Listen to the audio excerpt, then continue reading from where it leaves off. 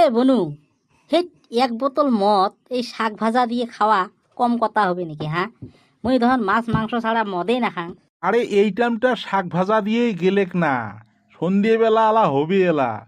হাঁস নিয়ে আসিম আর গাছের কুমড়িয়ে কাটিয়ে হাঁসের মাংস বানিয়া দুই শালা বনু এলা দেমো ঠেলা। এ বনু, মাল খাওয়া কথা তোর যেন শালিনী দিছে না পায়। একবার এই মাল খাওয়া নিয়ে মোক ছাড়ি বাপের বাড়ি গেছে, হাতে ঠ্যাঙে ধরিয়ে নিয়ে এসছ।